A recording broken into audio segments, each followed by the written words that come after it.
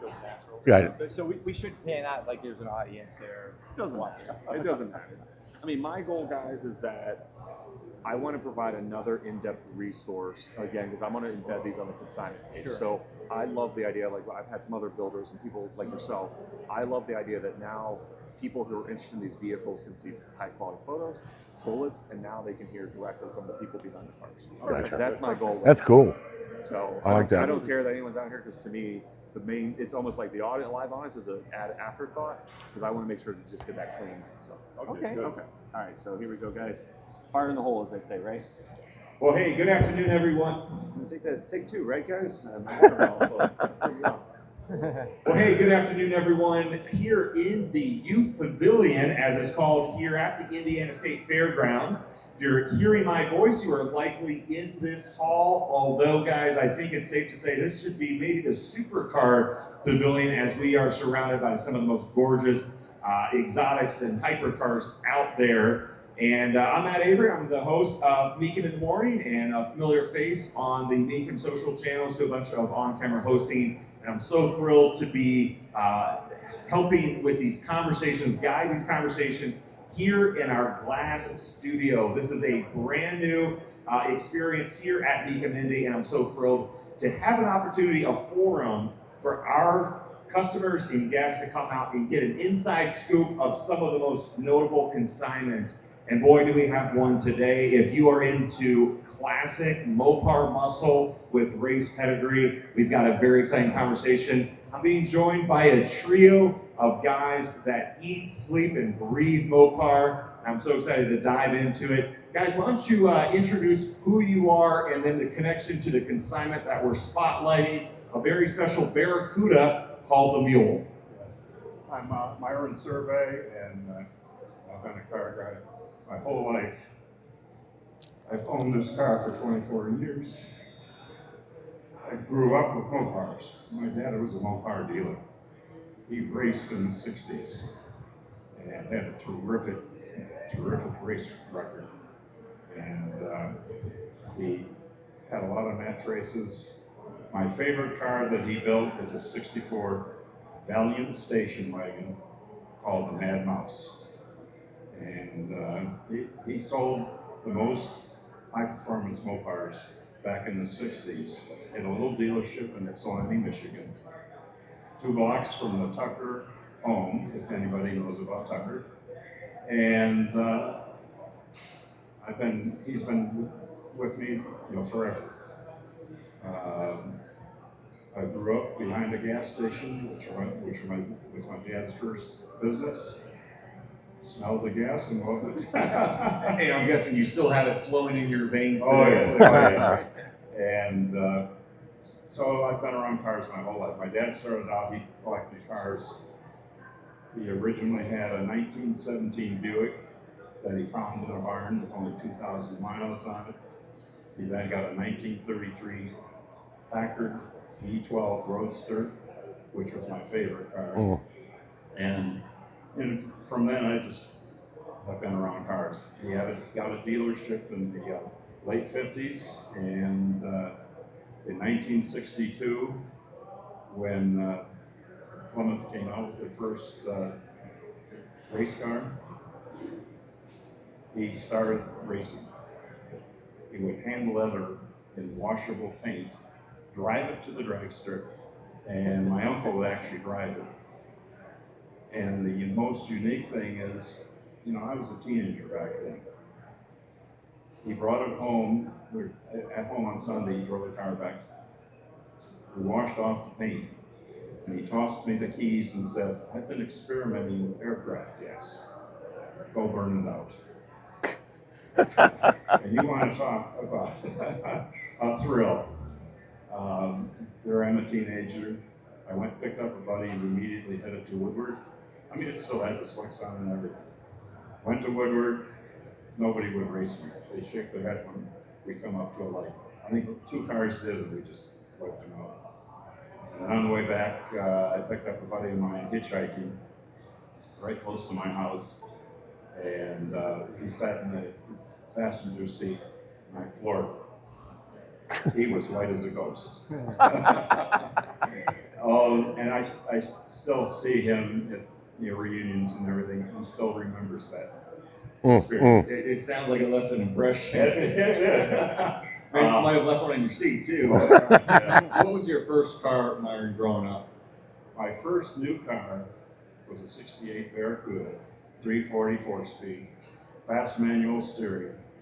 Because I like all road race too. I for a couple of years I raced Formula V's, and so that was my first car that my dad promised me. Because I put myself through college. He said you can have any car you want when you graduate. That's what I picked. I could have had a Hemi back then, but I like road racing, and so that was my first car. I wish I had it because it was the best car I ever owned. Any idea where it is today? I have no idea. I've been searching. I did find in Arizona a 1969 Barracuda 340 4-speed.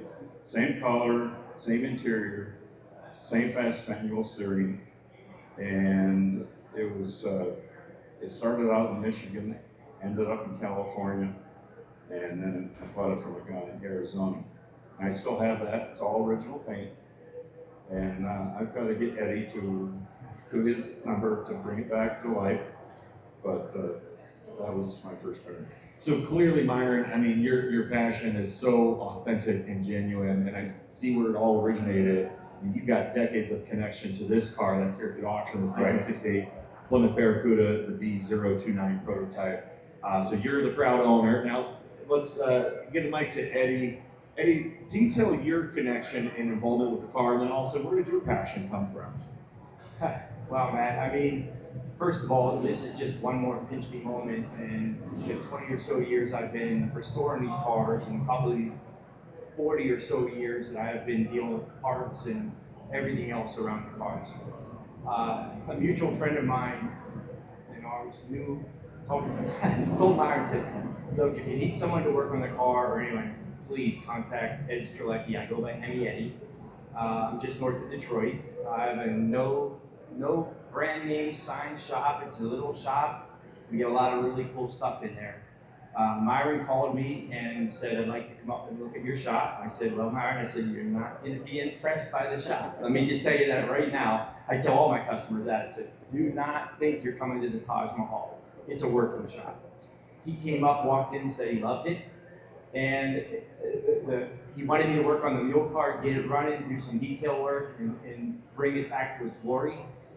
So I said, okay, this was on a Tuesday.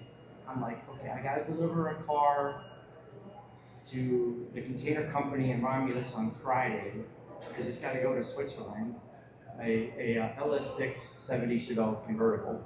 Very nice. So that was one I finished. I forgot about that when we were talking earlier. So that one went to Switzerland that day, and then I shot up to his house in between the raindrops. We loaded the mule in my trailer. It came back. We had a whole bunch of things we had to get done because it needed to go to the body shop for a couple little things we wanted to get done. I was going to Carlisle, the Mopar event last July. Dropped off the body shop on Monday. Told them I needed it the following Monday, and then we got the car over the next week or so. Got it running. And probably the most amazing thing is Myron says, when you start the car, I want to be there. And I said, absolutely, I want you here.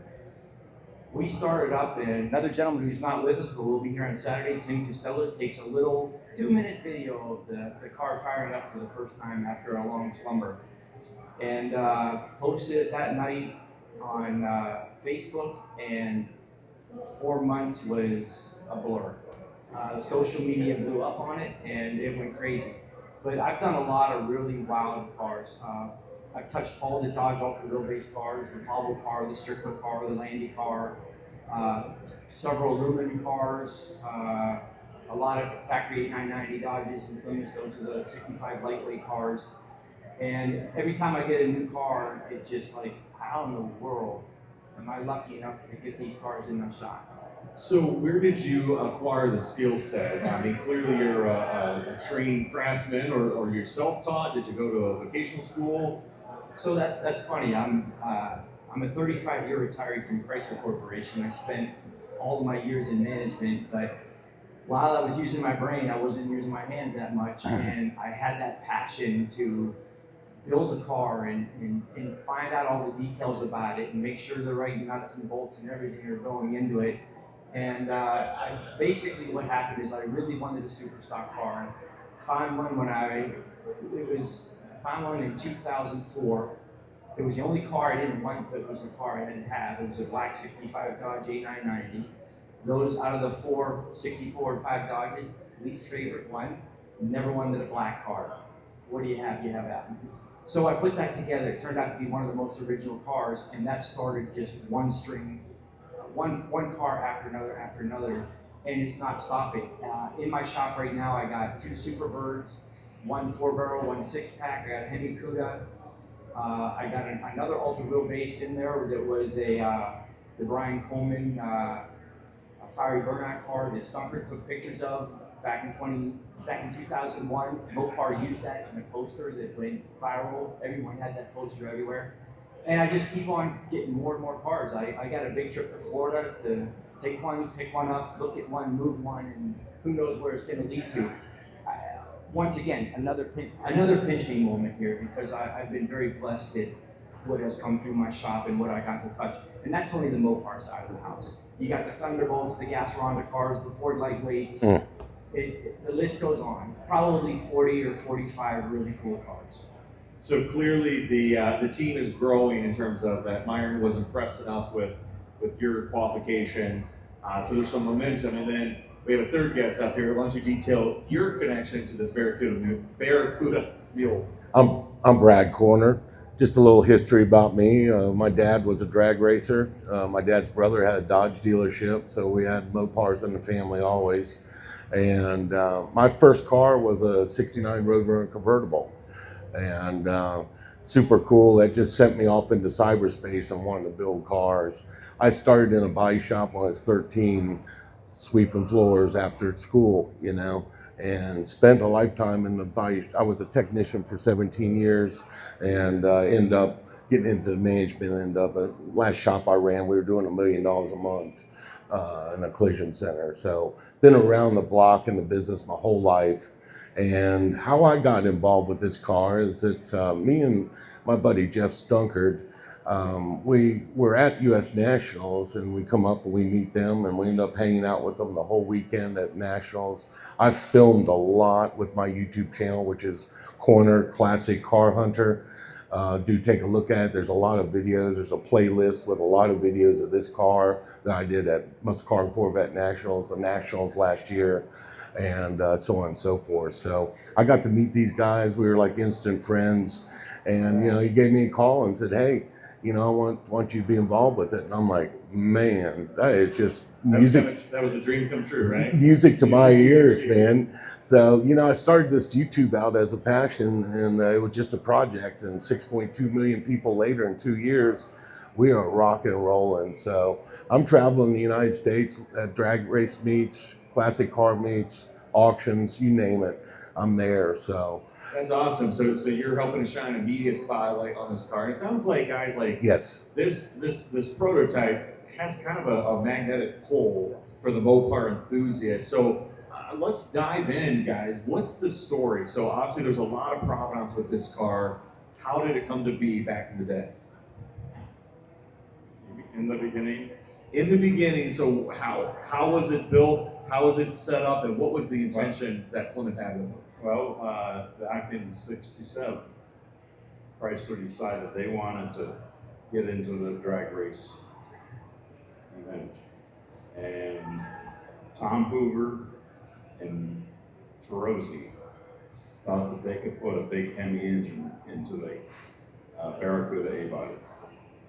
And so they proceeded out of Woodward Garage to experiment on this car. They pulled the car out of the pool. It was 344 speed, was being used by the staff. Pulled it in, tore it apart. Part of their mission was to take off weight and also to fit this Hemi into it. So the bottom line, they had to move the master cylinder over. Bob Tarozzi verified that when he came out to inspect the restoration, because he saw his scribe marks on the firewall. And also it had blue fiberglass fenders only the mule has it. When they went to production, all the 29 cars had white fiberglass. And the sidewall had to be dented in a little bit. They did it, very well at the shop, but as Eddie tells me, during production, they used a sledgehammer to knock it in. And a shoehorn. Shoehorn. So that big monster engine just barely fit into the car. And so from there, they took it to Irwindale and they tested the car, and everything was a go. And from there, they went into production. And what kind of times was it running with that new engine? It was in the 11s. I think now they're into the 8s with the current version of it. But it was a winner right from the beginning. So when they went into production, they originally produced 50 Barracudas along with 50 Darts with the same setup.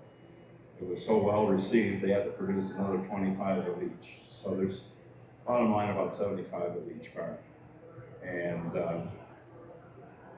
I think history tells the story. They're still winning. We went to Indy last summer, and it was just, as Eddie said, it was a pinch me moment. No doubt. Because they wanted me to lead the parade down the track with all the other Hemi cars behind me. And probably the most gratifying thing is at the end of the race, Camilo won the Hemi shootout, and they brought his car to the winner's circle, and they asked me to bring my car to the winner's circle, nose to nose. And we've got pictures of that all over. And the best quote of all, Camilo said, "Without your car, we wouldn't be here." Eddie could probably add a little more. Piece of drag racing history. Yeah, it was definitely the whole day, the whole event. It started out with about 2 weeks prior to that event. I was laying in bed, and Dave McKean, who was the marketing manager for McCandless's and all that, posted something on Facebook, and I read it and said, inaugural race. I texted him, I sent him through Messenger. I said, Dave, what if I told you I was in possession of the mule car? And I think the mule car should lead the 16 fastest down the parade lap. Hit send, that was at night. Phone started ringing in the morning. He called me and said, Ed, love the idea. Got to get with Mike to see if we can make it happen. He says, give me a day or two. He's busy with his own auction. And about an hour and a half later, he called me back because you're in the show. He said, we want you there. We don't know what all we're going to do. Just trust us. I let history take its course, and I trusted him. And, from being in the group photo at the beginning, having Fox News do a side-by-side with the mule car versus Bucky Hess's Cyclo Cuda, doing the parade lap and then being in the winner's circle, it was phenomenal. And, a lot about the whole auto restoration or muscle car thing is the people you meet and the people you get involved with. Where they staged us at Indy was kind of behind the row, behind the guys that were running. A guy pulls in named George Batiste, 92 years old. The guy had so much energy, it was beyond belief. The man gets out of his RV and looks at the mule car and basically gets choked up, kind of the way Myron was at the beginning, his thing there, because he knew what that car meant to him. And he came up and he goes, my God, he goes, when that magazine came out and that car was in it, I needed to have one. The funny thing is, the BO29 he rode out of his trailer was the car he bought brand new, still owns it, and he became part of the show that day. Probably more toward the end of the event, I said, George, you really need to get your picture taken in the mule car. And he says, oh, I can't sit in the car. I said, why, you just not able to climb in the car, or what's the problem? And he says, no, he goes, I don't want to hurt you. I said, George, get in the car. He climbs in the car, he grabbed a hold of that steering wheel, and you know what? You can't describe his emotions, what it meant to him, and everything else like that. And George, not a well-known racer, everybody knows George Batiste. And what a wonderful experience it was being next to him and everything else about that whole event. Buddy Martin was there, Tom Hoover was there, Tom Hoover Jr. was there, they did a video. I mean, the list of hits that came out of that was just one after another, after another, after another. We're driving home thinking like, what the heck just happened? Because it was unbelievable. So guys, after those early years of the car being actively campaigned, what happened next? So basically what happened is, okay, so let's talk about the whole, how the car left Detroit and got into the public hands. Keep in mind, this is an engineering test vehicle prototype. I worked for Chrysler for 35 years, retired about 20 months ago. Prototypes, test vehicles do not leave the factory ever. They are crushed, destroyed. They don't ever get out into the public. If the mule car, the way you see it today, was a rust bucket, completely gone, sitting there, it would be utterly amazing. The fact that it's in the condition that it's in, nearly 60 years later, it's a miracle. That's the only way you can say it, because there's no way this car should exist, and there's no way that this car should exist without being hacked, cut, destroyed, original stuff removed from it. It's all there. I mean, it's crazy to think about it. And the restorations that I do are on these factory lightweight race cars. They take a lot of effort to find parts and to find stuff for it. I mean, this car was intact from day one. So it got sold to a guy named Arlen Venke, who did a lot of engine building, and he did a lot of testing for Chrysler. He builds the motor, he gets the car for $1. That was standard back then. They used to sell cars to racers for $1. That was just one way to transfer ownership and do that. So this car makes it to Arlen. Arlen kind of tests it, has it sitting out back, and then a guy in Pennsylvania named Tony Supa was looking for a car. He knew Arlen, called him up, bought the car. Car went to Pennsylvania and was raced as Super Cuda for several years. Probably the biggest claim to fame with Tony is he was at the U.S. Nationals here in Indy, beat Judy Lilly in the round before the finals, was up against Ron Zumo Mancini. Unfortunately, Ron had a little bit of quicker reaction time and beat him to the light, but Tony had a faster mile per hour, but just kind of a little bit of sleep at the light. Tony had the car. A gentleman out in Scottsdale, Arizona, was looking for really cool cars to put in the museum. Tracked down the mule car where it was at last. Arlen called Tony back, bought the car back. It got restored one way, and then the guy took it out there and then put it back into its current condition that you see it here today. So that's kind of the whole thing. And then Myron, your story is phenomenal. I mean, being from Plymouth, the guy says, we might have a car here that you might like. You've got Plymouth on the side of it. Next thing you know, Myron owns it for 23 years. Yeah, so Myron, tell us a little bit about that. How did you come across the car? What went through your head when you had the opportunity to purchase such a historic race car? Well, it's kind of an interesting story because back 25 years ago, I was just getting used to the computer. So I was doing a Google search for my name. And up pops a website, Factory Muscle. I said, what's my name doing in Factory Muscle? So I clicked on the website, and I had a complete inventory of cars in this Factory Muscle collection.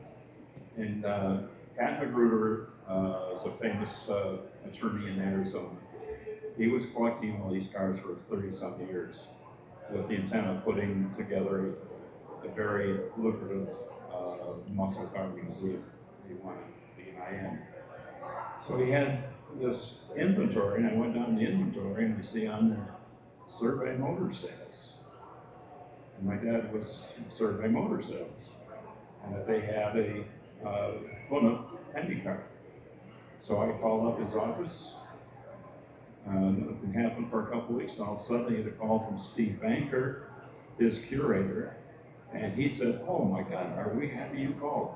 We just cut this car in 30 days ago from California. They told us it came from Wixom, Michigan, and we don't know anything about it. Well, I proceeded to get my sister to find a little brownie camera picture of what we thought was the car, blew it up, sent it out to Steve, and he calls back a little later and says, well, I have good news and bad news. it's a good car, but it's not one your dad had or sponsored. And I struck up a relationship with Steve and told him I really liked Barracudas, and he helped me when I bought my '69 Barracuda. He did some research for me, which led me to buy it. And then a little later I said, hey, I gotta get out there to see all your cars. So I flew out there to go through his whole collection, took pictures of a lot of the cars. I mean, he had Royal Pontiac, Hemi Honker, he had a triple black Hemi Barracuda in his collection. He had some really nice cars. So, you know, I became friends with Steve. We went and played golf and had dinner and all that kind of thing. Flew back home. And about a month later, he calls me up and says, hey, my boss got shut down on his museum endeavor. He said, sell the cars. I said, oh my God, I gotta get back out there. So I flew back out again, and this car was off in its own special corner in his warehouse. And Steve kept saying, oh, you need that car. You gotta have that. Because he knew I loved Barracudas. And I said, I can't afford that. So I went back to Ann Arbor. I was working in Ann Arbor, and I talked to my banker. I said, hey, you guys ever loan money on classic cars? Oh, sure, we can help you out. So my banker said, here's how all we can loan you. I said, well, it's not enough for what they want for it. Called Steve back, and I said, well, don't be offended, but my bank said they could help me out, and here's all I can do for you. It was about half of what they were asking. 2 weeks later, he calls back and says, when do you want to pick up your car? I said, oh my God, that's amazing. And the big thing with Pat McGruder, which I really respect, part of doing a very principled restoration on all of his cars, he was just a perfectionist. He wanted his collection to go back to where they started. My car started in Michigan. And so I think that's the reason he agreed to it. Because like he found somebody, I guess in Pennsylvania, to buy the Hemi Honker.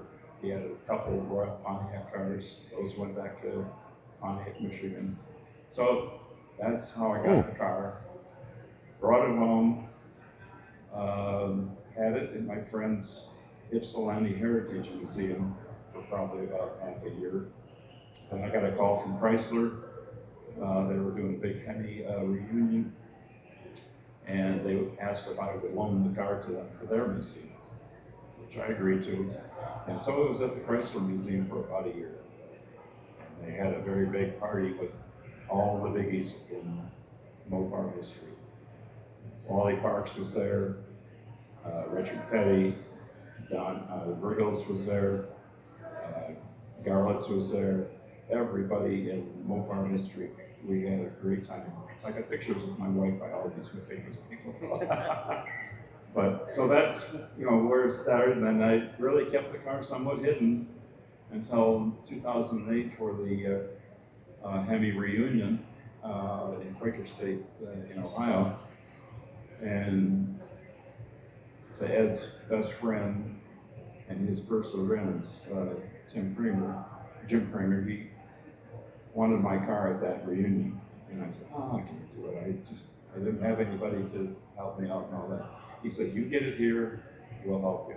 So after about 3 or 4 conversations, I agreed, loaded the car in my trailer and hooked up to my motorhome and drove it out there.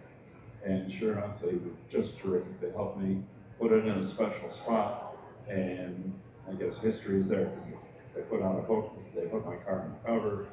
I got to be at the front of the picture line with all the other Hemi cars, and they had 200 cars in the staging line when we fired them all up at the same time. The Stunker was there taking a lot of pictures. It was just a great weekend, and that was it. I came back, brought it home, and it's been hidden ever since. And I take it out in the neighborhood, drive it around. But one year I couldn't get it started, and it sat for about 7 years as a starter motor on it. And I had a Mopar friend come over to help me out. He's a mechanic. He had crawled under the car and says, I can't do this. He said, number one, the exhaust manifold's got to come off.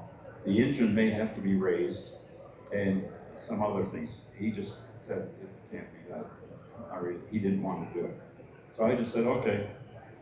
Finally, it's got to the point where I said, yeah, I got to do something with this car. So I called up Jim Kramer again, and he highly recommended Eddie, and it's been a godsend ever since. He took the car and he got it back. Yeah, so Eddie, what does that mean? When you got it back, what kind of steps did you and I imagine your team take to get the car to the condition it is today? Well, I mean, the car just needed a good thorough cleaning. I started looking over everything and seeing the things that I didn't like. That probably the biggest thing that I hated was I looked down at the starter relay and it was grounded right to the cars, which means anytime you turn the key, regardless where the shifter's at, it's going to start. So that was probably the biggest thing I saw, you know, and we kind of fixed that and fixed a couple other things. But it was basically, okay, when you're working on a car like the mule car or the Landy car or something like that, it has its own history and people's perception of what that car should be. So you got to be real careful not to go too far or not do enough to it. So it was basically, let's change all the fluids, let's prime the motor, let's get some oil through it, let's go through, let's get that starter motor off, let's make sure everything's good with that. Yes, you do have to do quite a bit of work to get the starter out of there. It is buried in between the headers. The good thing is they're, from what I can tell, original hooker header, A-body headers, which they fit the nicest out of them all. So that helps a little bit, but there's just a lot of steps you got to take to get it out of there. And you know, we wanted to do some detail work, but not mess with it. I think the really wild thing about this car, and even from a guy who does a lot of restorations and some of the high-end ones that I've done, is you look around the car and you say, boy, I'd like to fix that, or I'd like to tweak that, or I'd like to do that. And then you really start looking at the car and letting the DNA of the car talk to you and say, you know what? No one's messed with that for 60 years. Let's not mess with it now. It was that way probably when it rolled out of the Woodward garage, when it went to Arlen Benke, and it stayed that way. Yeah, it's got a new coat of paint on it, but when you really start looking at the bones of the car and all that, it's never been messed with, so don't mess with it now. Leave it in that kind of survivor state. I mean, the motor that's in it probably came from Chrysler. Arlen had it. He sold it to Supa. Supa updated it or maintained it, did some maintenance on it annually. But we think that motor is probably in the motor that's been in the car since way back when. So you look at the car as a whole and you say, well, do you restore the car? Do you leave it alone? And okay, from people that tell me, well, you restore cars, why wouldn't you say restore it and make the money on it? It's not about the money, it's about preserving that history. And I thought the only thing that I could ever do to the car if I went too far was change what it was. And I'm not into doing that. I want originality, I want the car to be special, I want the car to stand out for what it is, not for a piece of jewelry, but for the engineering prototype that should have never made it out of the factory. And here it is today in the condition it's in, which is utterly more remarkable that the car even exists. And then, so there's a lot of other stuff, yeah, they did wedge that thing in between the A-body frame rails. If you look at the rear wheels on it, they're kind of a really odd looking wheel because the center of it sticks way out near the tire, which indicates they put a V-body Dana under the back of it, which is one of the bulletproof rear ends you can put under it, so that center of that wheel sticks way out to the end of the rim, and it kind of looks a little bit different than what most people used to see on race cars. They want the deep dish, they want the narrowed rim. Well, this was a V-body Dana and an A-body, so that's the way they made it work. And those wheels, the front wheels, they've been on it its whole life. I mean, I'm sure when Tony raced them, he put other ones on, but they stayed with it. We in the original pictures, the triple white balls up front. Myron talked a few times about Jim Kramer. Jim and I have been friends and partners, and I've restored many of his cars. I called him one night and said, by any chance, do you have any vintage front, runners that are triple white ball? He said, Eddie, I don't. And he has some amazing old parts in his collection. I mean, the one car I just finished, we found red and white wall pie crust cheater slicks for a red and white car. I mean, he had them. He said, Eddie, I don't. He says, but you know what? A lot of times back in the day, racers used Volkswagen tires because they were 15-inch instead of the average 14. Myron did a DuckDuckGo search, and 3 weeks later, we got the tires delivered to us hours before the Mecum guy was coming to photograph the car. But he brought them to me. I got them changed. He took them back, cleaned the blue off them, put them on the car, and the pictures were taken. So that's the thing about the beauty of the mule car. It is raw, rough, and as it was back in the day. And that's a really excellent point, Eddie, is that there is a fine line when you embark on any restoration, right? You have to look out and proceed with intention. Right. You know, because it is easy to over restore. You know, that's something that, and that's customer preference or builder preference if you want it, you know, clean enough to eat off of. Yep. But I appreciate your heart in analyzing and thinking what's the best to preserve the story of this car. Right.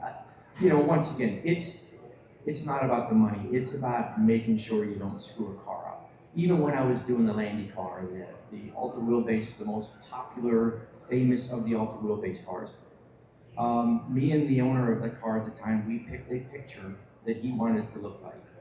And I was so concerned when the car was done that someone's gonna say, you screwed the car up. You know, but we didn't. We have the most famous picture, we restored it to that condition, and that's the way the car still sits today. And you know, no one ever gave me any crap about it. Sorry for the terminology, I could have used the other one, but you know, it was a sigh of relief because I didn't want to ruin a great car. Well, speaking of pictures and content specifically, you know, you've been able to document this car's journey. I know there's been some others, like you mentioned, Tam, and the car's had no shortage of media coverage. What's the response that you're seeing online from people that are being able to now learn about this car? Well, I think it went, the combination of videos I did went up to 10, 12,000 people were looked at it. There's some questions about the car. Is it all original? A lot of people don't know about this car.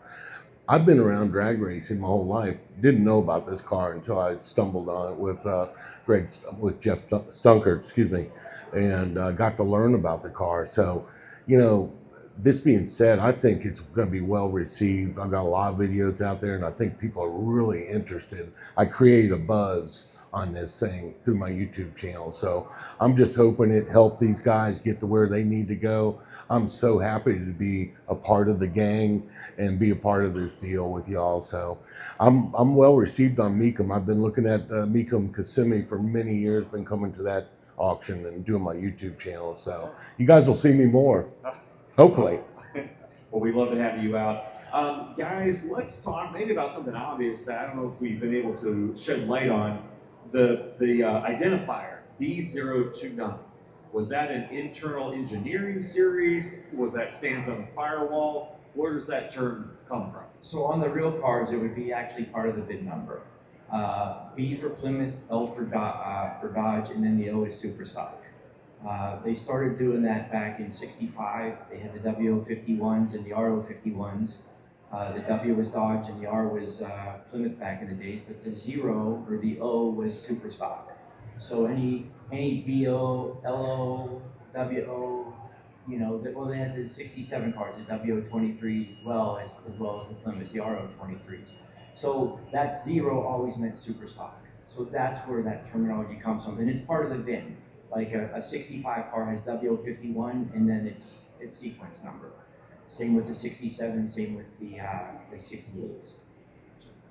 And guys, as you reflect on your time with the vehicle in your own respective roles, and you look forward to what's next for the car, what are some of your intentions or desires about maybe the next chapter for the Special Barracuda? Well, because this car has been so part of my life, I'd like to see it go to somebody or someplace where it can be seen. Ideally to a museum or to a collector that has events where he shows off his cars. because it's been hidden for a while. I haven't been able to take it to too many places, number one, because it wasn't running for a long time. So I'd like to see it, number one, stay in the country. I'd like it to go to some place where it can be seen. And I appreciate it. I mean, it's a very special car. I could maybe add Yeah, something. Eddie, what's your thoughts? Once again, I want to basically ditto what Myron said. I mean, I've done ultra wheelbase cars, gas runner cars, Thunderbolts. When we put that video that night on Facebook, and what happened for the next 5 months was absolutely phenomenal. The energy behind that car was something I never dealt with, and it was the wildest ride I had and Myron had. I know every time we'd come back from something else, it was just amazing. So when I hear Myron saying a museum or something like that, I think this car has the ability to attract thousands of people to come and see it. I would go back in the time when Myron had it in the museum. I think I had my A990 in the museum. It was a Hemi display as well. And the funny thing is, the Chrysler Museum during that period of time, it was the most successful and profitable time they ever had with the museum. Nothing was ever profitable before that or after that. And talking to the museum people, I said, well, why don't you go and do another Hemi thing? Well, we want to cater to more different people. But the catering was to the most people that were coming through the doors. So to have the car go back into another collection like Myron's, hidden away secretly, obviously whoever buys it, they have that ability, but get this thing out in public and let the public enjoy it for what it was and for the fact that it's even still here. My 2 cents on that, I called Don Garlitz. I'm a regular at his museum, and I talked to him and I said, hey, this thing's coming up for sale. It would be perfect for your museum. It couldn't be any better than a drag racing museum with Mr. Don Garlitz. It's, created the sport, from the 50s on through and done what he's done. I've got a 50-minute interview on my YouTube channel with him on how it all started. And it's so cool to sit down and talk with him about those things. But ultimately, I think that's where the car would be amazing for people to see, because he has such an amount of people that come through that museum every year. And he's on in 93 now. So, him buying cars now at this point is kind of out of the realm. I'm not saying it's not happening, but he didn't say, yes, I want it and I'll be there, So if Big Daddy would buy this and go in that museum, I think it'd be the perfect place for the car itself. My 2 cents on that. Guys, it seems like, the Chrysler Corporation and Dodge and Plymouth and Mopar in general, they've really been able to continually capture lightning in a bottle going back to this time period, right? I mean, it seems like consistently over the last couple of decades, and even in more recent years, they've been able to really speak to enthusiasts. Why is that? What's the secret sauce that has helped them stay at the forefront of gearheads, enthusiasts, and the Go Fast community? Does it have any relation to cars like this exact Barracuda? Absolutely. I mean, being a 35-year employee for them, some of the guys in there, maybe not at the very top of the house, but there's some key players in there that are in very respected roles that are gearheads, that understand it. When they established the whole SRT organization for street racing technology, I mean, those were a bunch of guys that were put in there to pioneer something completely unique and different, and they did it. I mean, they put the Demon out there. It could be an 8-second car, and they had one success after another. I mean, you look at some of these track hawks, what people do a little bit of tweaking, they're running unbelievable speeds in a full-size Grand Cherokee with a Hellcat motor in it. So that DNA is still in there. Hopefully Chrysler, as they go forward, realizes that is something they need to capture and they need to continue, because it drives a lot of the American spirit of American muscle. And so yes, I think it still needs to be there. What I want to transition to, and what I think is kind of funny is, on the very back of the car, It has Nobody Cares on it. And they put that on there at the Woodward Garage because everyone cared about NASCAR back in the day. They didn't care about drag racing. So no one cares about drag racing. And that made it on there until the car went to Irwindale. You have to edit that one out. And the big mucky mucks were coming down there and they said, yeah, we better take that back off the back of the car. So it remained off the back of the car until I think maybe last July or August when I said it needed to go back on there. Because, you know, one of the most amazing things, not only does Myron have the car, but some of the original pictures he's got from the Woodward Garage that have stayed with the car this whole journey. It's absolutely phenomenal. And that picture is one of the pictures he has that will ultimately go with the car. Yeah. It's so fascinating how that phrase, like you said, was probably kind of a tongue-in-cheek addition. Yeah. And yet now how the tables have turned, where now there's such a major focus on going fast and straight line, and that there's been a re-emphasis of that, especially with Dodge in terms of what they're doing. So I love that it's kind of come full circle. And man, what a great testament to the legacy that the brand has had for their performance efforts. They've done so many great things over the years. You know, starting with the Hemi released by Tom Hoover in '64. I mean, the Max Wedge cars in '62, '3, and '4 were the cat's meow. All of a sudden, this top-loaded spark plug motor rolls out that looks like an elephant, and it just dominates everything. It dominated so bad they had to disqualify us from NASCAR and everything else because they were just tearing up every track. But that vision kept on going. Obviously, they got out of drag racing in '66, back in it in '67, and then whenever '68 came around, they had to find a way to just crush the competition, and hence that's where the mule car came from. And you know, Tom Hoover gave that task to Bob Tarozzi, and it was his brainchild. The paint scheme on it was something I believe he drew up on a napkin or something like that and said, paint it this way, and that's how the car was painted, and that's how the car remains. The Muscle Car and Corvette Nationals is, I think by all accounts, the epicenter for just all things vintage, classic, and more modern muscle. I see that the car was there as part of a special display. What was the display and what was the reaction at such a passionate concentration of enthusiasts and diehards? So the Wellborns, when Tim Costello released that video the night we started up, he immediately got a phone call from Bob Aston, who runs McCacken. I mean, there is probably no finer show in the country than McCacken. He does a great job with everything. Can't say enough. The guy we were talking about, Jim Kramer, he usually gets a special display every year. He had one last year with lightweights of all different calibers, you know, Fords, GMs. He had an engine display with funky intakes and everything else like that. On the very first day the show opened, you looked down there and it was just wall-to-wall people. So that show means a lot. Well, we get invited in the Wellborn display, and they were putting on a Hemi display, and they wanted a cool car from every year. And so we were beside Butch Wheels, California Flash, Plymouth. The mule car was there, Dick Landy's Challenger was there, and the hits of Hemi cars around that thing were there. So to get invited to McCacken and to get invited into the Wellborn display was, once again, it was another pinch me moment, because that just doesn't happen. But it does if you have the mule car, because the mule car speaks for itself. It doesn't need a resume, it is a resume.